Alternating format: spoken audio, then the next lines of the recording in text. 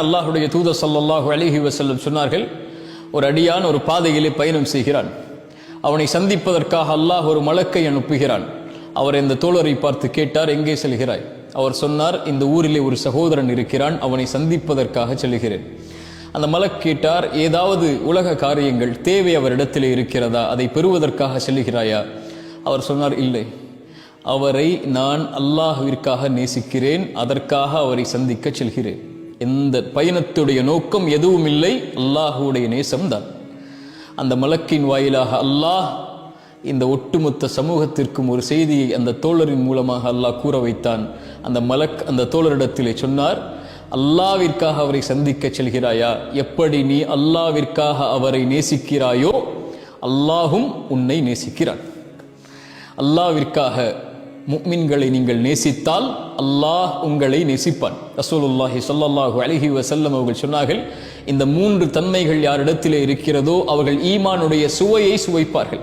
அதில் ஒரு தன்மை, ஒருவரை நேசித்தால் அது யாராக இருந்தாலும், உங்கள் தந்தை, உங்களுடைய தாய், உங்களுடைய மனைவி, உங்களுடைய குழந்தைகள், உன் சகோதரன், உன் தோழன், உன் நண்பன், உன் சமூகத்தில் இருக்கக்கூடியவர்கள் அல்லது அல்லாஹ்விற்காக இருக்கக்கூடியவர்களில் யாரை நீங்கள் நேசித்தாலும், அல்லாஹ்விற்காக நேசித்தால் அவர்கள் ஈமானுடைய சுவையை சுவைப்பார்கள் என்று அல்லாஹுடைய தூதர் ஸல்லல்லாஹு அலைஹி வஸல்லம் சொன்னார்கள். அல்லாஹுடைய தூதர் ஸல்லல்லாஹு அலைஹி வஸல்லம் சொன்னார்கள், அல்லாஹ் நாளை மறுமையில் அர்ஷின் நிழலை கொடுப்பான்.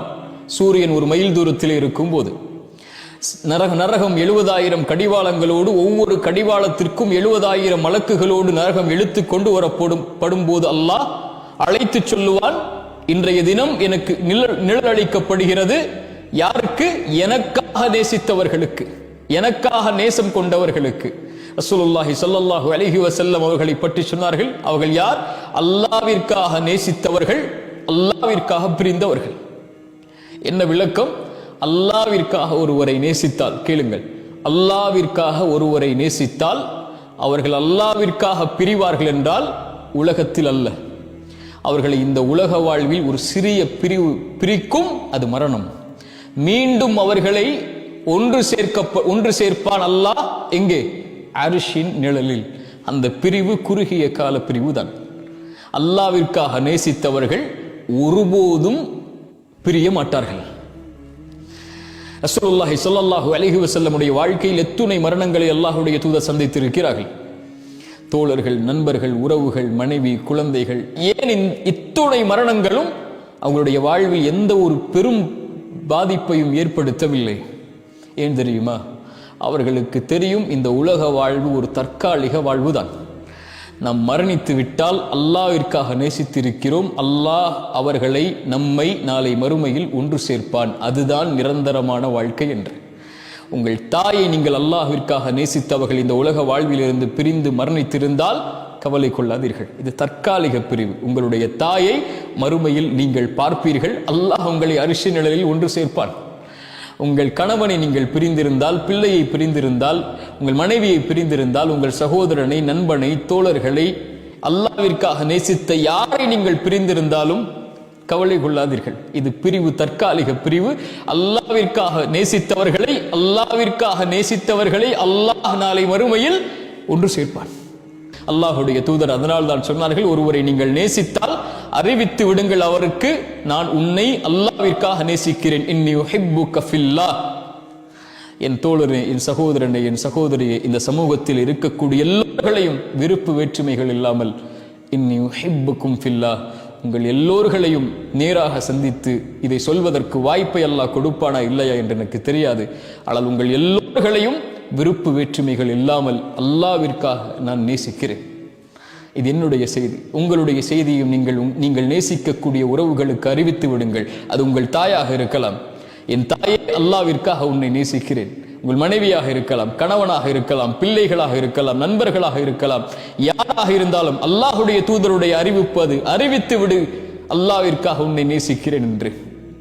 அல்லாஹ்விற்காக நேசித்து விட்டோம் என்றால் அங்கே உலக காரியங்கள் உள்ளே வராது, உலக சருகல்கள் உள்ளே வராது. போட்டி, பொறாமை, உலக விஷயத்துடைய ஆசைகள், ஏமாற்றம், இது எதுவும் அங்கே உள்ளே வராது. எல்லாவற்றையும் மிகைத்து விடும், நான் அல்லாஹ்விற்காக நேசிக்கிறேன், இதுவெல்லாம் ஒன்றுமில்லை, விடு என்று. முஆதை அழைத்து அல்லாஹ்வுடைய தூதர் சொன்னார்கள், கையை பிடித்து சொன்னார்கள், யா முஆத், முஆதே இன்னி உஹிப்புக், நபி அவர்கள் சொன்னார்கள், முஆதே, நான் உன்னை அல்லாஹ்விற்காக நேசிக்கிறேன். அபூபக்கர் சித்தீக், அல்லாஹ்வுடைய தூதர், இந்த இருவரின் நேசத்தை எப்படி சொல்வது? இருவரும் அல்லாஹ்விற்காக தன் நேசத்தை பகிர்ந்து கொண்டதை எப்படி சொல்வது? உமர் அவர்களும் அபூபக்கர் அவர்களும் ஒரு முறை தங்களுக்குள் ஒரு சிறிய பகைமை ஏற்படும் போது அல்லாஹ்வுடைய தூதரிடத்தில் அபூபக்கர் ஓடி வருகிறார்கள். அல்லாஹ்வுடைய தூதர் அபூபக்கர் தன் நண்பருடைய கவலையை பார்க்கும் போது சொன்னார்கள், என் தோழரை கைவிடுகிறீர்களா? என் தோழரை கைவிடுகிறீர்களா? யார் அவர்? மக்கள் என்னை பொய்யன் என்று சொன்ன போது என்னை உண்மைப்படுத்தியவர் அவர். அல்லாஹ்விற்காக மக்கள் என்னை ஏற்றுக்கொள்ள மறுத்த போது என்னை ஏற்றுக்கொண்டவர் அவர், ஈமான் கொண்டவர் அவர். செல்வத்தாலும் உடலாலும் எல்லாரும் என்னை விளக்கிய போது உயிராலும் செல்வத்தாலும் என்னை அரவணைத்துக் கொண்டவர். அல்லாஹ்விடத்திலே ஒரு உச்ச தோழனாக நான் எடுக்க வேண்டும் என்றால் அபூபக்கரை தான் எடுத்திருப்பேன். அல்லாஹ்வை தேர்ந்தெடுத்துக் கொண்டேன். அபூபக்கரின் தோழர், நண்பர் என்று உலகத்திற்கு அறிவித்தார்கள். அந்த அபூபக்கர் எப்போது அல்லாஹ்வுடைய தூதர் கைவிட்டார்கள்? அபூபக்கர் சித்தீக் ரலியல்லாஹு அன்ஹு மரண தருவாயை அடைகிறார்கள். கேட்டார்கள், இன்றைய நாள் எந்த நாள்? தோழர்கள் சொன்னார்கள், திங்கட்கிழமை. இது அல்லாஹ்வுடைய தூதருக்கு, என் நண்பருக்கு விருப்பமான நாள். இந்த நாளில் தான் அவர்கள் மரணித்திருக்கிறார்கள். நான் மரணித்து விட்டால் இந்த நாளை கடக்க செய்து விடாதீர்கள். நான் இந்த நாளிலேயே மரணித்து அடக்கம் செய்யப்பட வேண்டும் என்று ஆசைப்படுகிறேன். இந்த அபூபக்கர் எங்கே? எங்கே? முஹம்மது ரசூலுல்லாஹ் ஸல்லல்லாஹு அலைஹி வஸல்லம் அவர்களுக்கு அருகில் கபரில். உமர் எங்கே? அபூபக்கர் சித்தீக் ரலியல்லாஹு அன்ஹு அவர்களுடைய கபருக்கு அடுத்து. ஏன்? இவர்கள் அல்லாஹ்விற்காக நேசித்தார்கள். இவர்கள் மரணமடைந்த வயது, இவர்கள் மரணமடைந்த நாளை வரலாற்றில் படித்து பாருங்கள், ஆச்சரியப்பட்டு விடுவீர்கள். அல்லாஹ்விற்காக நேசித்தவர்களை அல்லாஹ்விற்காக அல்லாஹ் நாளை மறுமையில் ஒன்று சேர்ப்பான். இது பெரிய அதிசயம். இதை நாளை மறுமையில் நாம் பார்ப்போம்.